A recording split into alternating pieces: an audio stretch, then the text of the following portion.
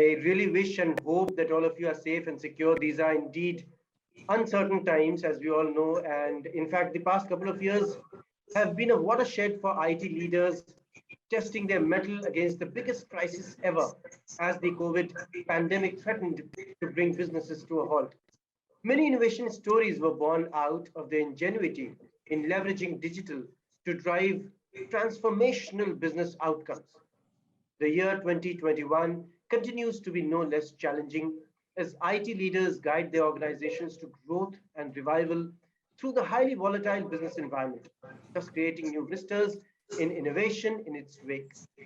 Now, the Innovation Masters program tries to shine a light on these innovation stories and recognizes the IT leaders who are architecting them, the leaders heralding the new IT for the new normal, and it is indeed a privilege to celebrate their exemplary work. Today, we bring you one such story of remarkable ingenuity and innovation, a story that is definitely worth telling. Please join me in welcoming Goutam Datta, CIO and CDO Bajaj Allianz Life. Hi, Goutam. Welcome to the show. Hey, Makul.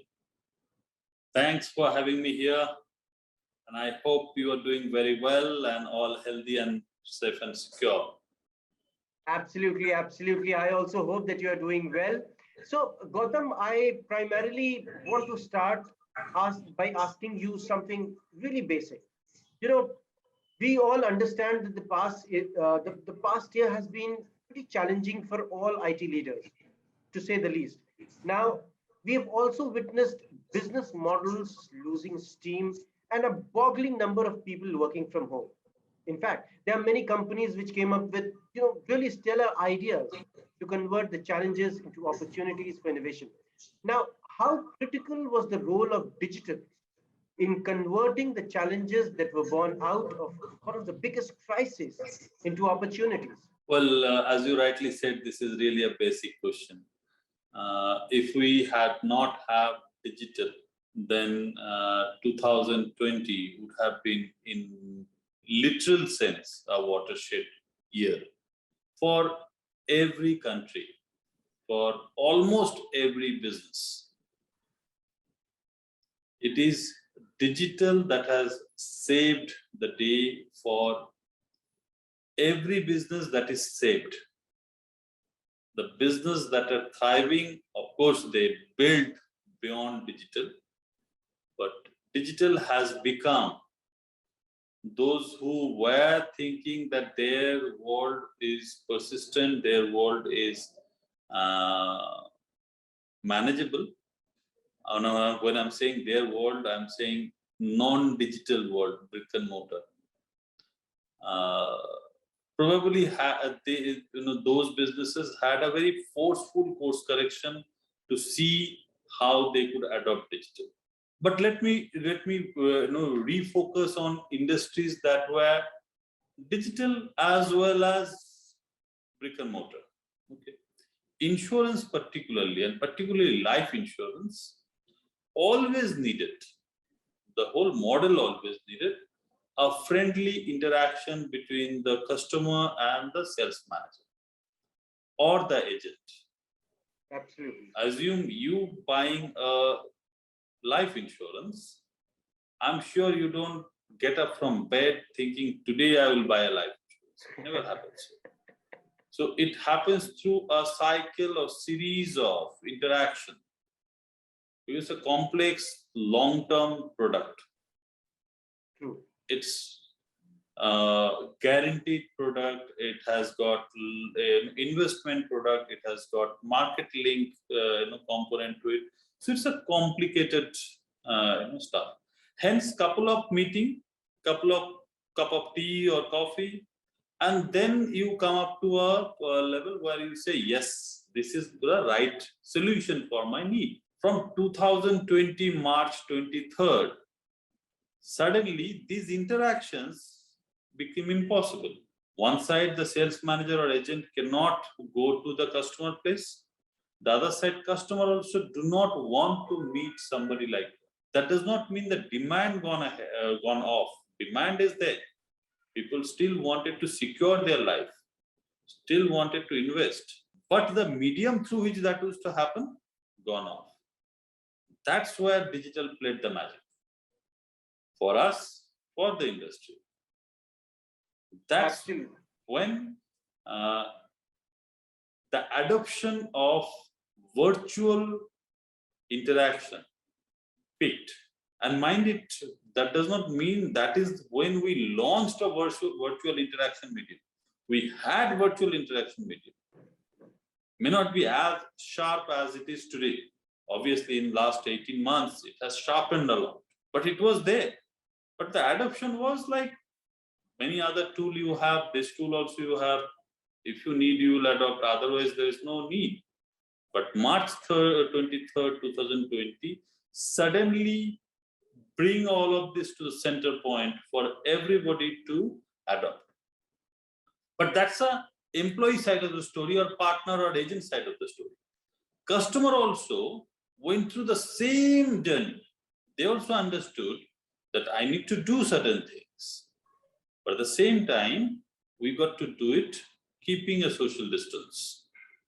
And digital again came back, answering the same, doubt rather, that was there in everybody's mind. How do we do it? So it's only possible through digital. So your basic question actually on bullseye. Without digital, it would have been a disaster for any industry. And with digital, many businesses survived. And I know, and I'm happy, I'm fortunate to be part of one of those businesses which flourished. Absolutely, couldn't agree more with you that the pandemic was really that turning point where digital became so crucial to the survival and, of course, if possible, growth for organizations. And it's really heartening to also know how you quickly adapted to this very fast evolving landscape, which was highly unpredictable. Now, moving on and coming to the specifics of how and what you did, especially the innovations that you came up. It would be great if you could share some examples of both disruptive and iterative innovations that you led and drove within your organization over the last year to not only help your business stay afloat uh, amidst this crisis, but also improve things like productivity, growth, efficiencies, and customer employee experience. Now, how did these innovations help you drive transformational business outcomes through leveraging digital and actually helped you grow and thrive? I think it's a nice question, and I will be happy to answer that. One big part, before I go into a depth of technicalities of it, if you see pre-COVID time, multiple interaction with the sales manager or agent, the purpose of that is to explain the solution. From a distance, this could be seen as the purpose. If you wanted to buy a life insurance policy, what kind of policy, how many years you have to pay, what will you get after 10 years, what are the claim options and stuff like that. But in the whole process, if you see, you are building trust with the brand through which you are talking. In the whole process, you see, you are actually establishing transparency to the activity that you are getting. So one is used to fill up the form in front of you so that you know whatever you said, the spelling that you said, exactly that is filled in the form. This is a very basic component of building transparency. In COVID, we understood that if we have to do digital business, and then there are multiple intermediaries involved in the whole play, we have to do something so very unique that should help me to do my business, but at the same time help me to retain or enhance my trust and transparency. That's where we did a completely new, probably first time in the world of life insurance.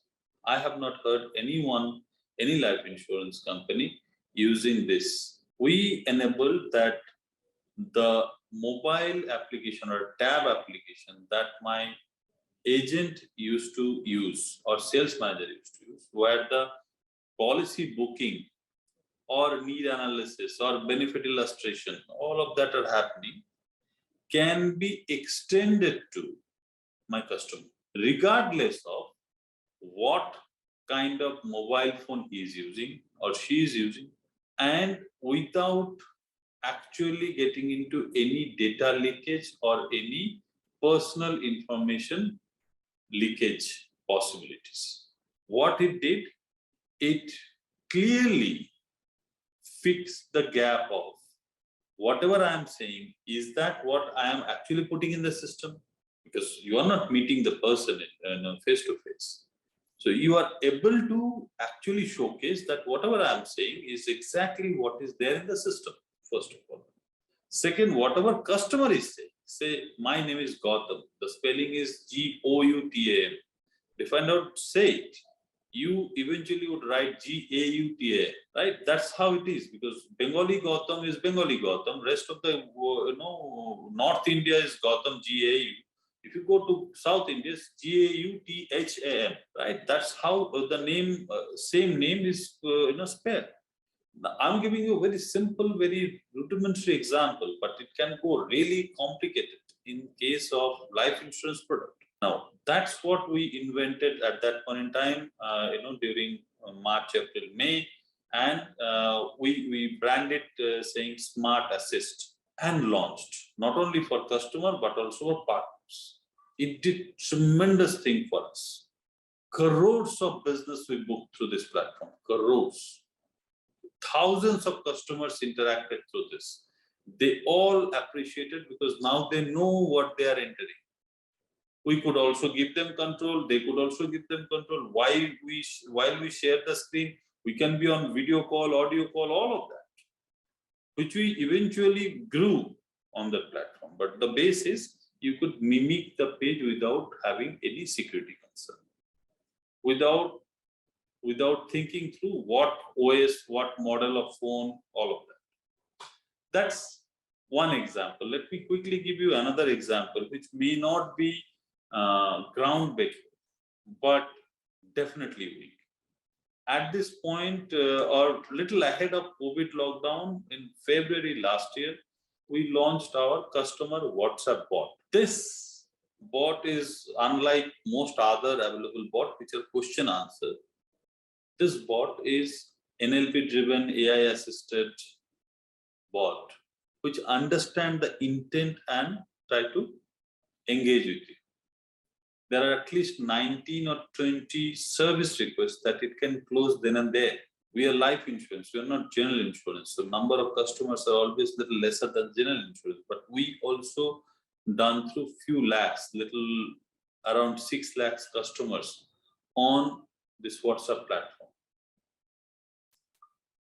Otherwise, these people who need to walk into my branch or probably access my call center and stuff like that.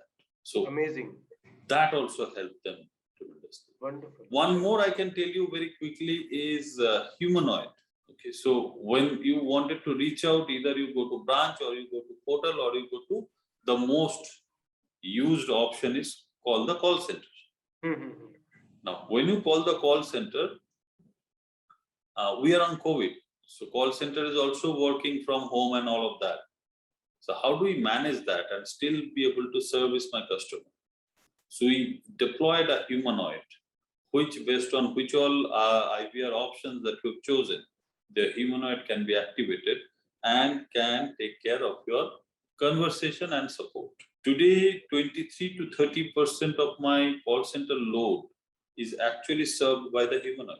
And when I say served, it means the call is served and closed. Wonderful, wonderful, wonderful. So it really seems that you have been continuously innovating and really evolving as as per the requirements of your business. Now, looking at the future, and I can understand it looks uncertain at this point. Now, my question to you, Goutam, is that we all understand that the next year is pretty crucial for IT leaders, although they have realized the potential of going digital and preparing their organizations for a digital first and accelerating towards this new normal. Now, according to you, what is the new IT for this new normal? How do you visualize the entire technology landscape? Last 18 months have done one wonders for many of the IT team, not only for mine. Almost all IT team, it has happened. There are those notions that IT doesn't work, or system that you design, develop, and put to production does not work. That has gone out of window. Okay, so it works. It actually supports when time is wrong. In fact, the work has multiplied many times, I think. Yeah. So no, I'm saying whatever we produce, many times there were discussion that it didn't work, it didn't work, it didn't work. But now I don't think anybody who is successful in their driving their business would be able to say that it didn't work, because if it didn't work, then how did you do business, right? So it works. Now it is accepted. Earlier it was not denied but not accepted also. Which is while I'm happy about it, this puts you into a next notch of new normal. So earlier you also had, or an IT person also had that excuse of, only 1 hour it was not working. Now probably you don't have it, because now you know if it was not working for an hour, there's no other way to do business. So that sensitivity also came back to IT. So when you ask about question on new IT, I think this sensitivity is playing greatly for Absolutely. most of the teams, because now Absolutely. they understand the real importance that they can create for the organization. I think many of the senior members always knew it, but now the whole team understood this point. That's one. Second, I think for many businesses, the new IT will have much larger role, not because IT suddenly became active. IT has been active to that extent, but because the larger business team is now aware about what can possibly be created if you use IT efficiently, technology efficiently. So that's why more work, more intelligent work would come. That I'm seeing for sure. With these two, I think the investment in IT will go up. So if you ask new IT, I would see these three: sensitivity, more intelligent work, more investment. Absolutely, absolutely. I think that's a wonderful point you have made, Gautam. Now, changing gears and bringing more technology perspective to the entire thought process. So, according to your mind, what are the new innovations that you are visualizing or planning going forward? There will be a part of innovation into it. I think many of us are thinking about if we have to reach out to larger mass, how are we intelligently using vernacular language? How are we intelligently using snapshots of video snapshots to address pointed issues? How are we using AI and ML to make the solution intelligent, make the offering far more personalized? So I would see, apart from the big tech, which is you may have a reinsurance system or a CRM system or something like that, which is big block of technology that we're putting up. These are the areas which is vernacular, video, AI/ML, which is where I think our next focus would be. Uh, you know, because that will ensure the reachability and adoption increases. Absolutely, absolutely. So, Gautam, as you have rightly mentioned, that there has been widespread impact of the pandemic and the lockdown conditions, and how people started innovating. Now, we also understand that all this has entailed new ways of working, crunching of numbers, trends, insights. And in such a situation, particularly after the pandemic struck, I do have a feeling that you know cloud has really become an imperative for improving business productivity and optimization. Now, it has really emerged as the fulcrum of digital transformation for many organizations. How critical has this factor been to your innovation strategy, and how are you leveraging cloud to drive innovation at speed and scale? Frankly speaking, Magul, gone are the days when you can do innovation without cloud. If today somebody is saying, I am running an innovation story, no, but I don't have a subscription to cloud, I think he is losing great deal of tools and possibilities that would be otherwise available to you. So any of these innovations that I have talked about and many more are a clear production of cloud. It is not possible for me to be able to put it into systems Right, on-prem and do it. absolutely. Not only that, to be fair with this, I would say the extent of adoption that has happened, it would have been extremely difficult if we do not have the elasticity of cloud for our support. The third point that I wanted to highlight, which is extremely important, is analytics. For one to be able to create a smart system, you often need maximum assistance from analytics. Again, for you to be able to really agile on that, when I say really agile, would mean you prepare your node within few minutes. You prepare your model maybe a day or two, and from there you prepare a service within maybe 20 minutes. Expose that service, start consuming it in the application. Now, this, if you do not do it in cloud, will take months. Now, that we had been privileged enough to be having all of that at our disposal, and we had been using it. We will even grow our usage on this.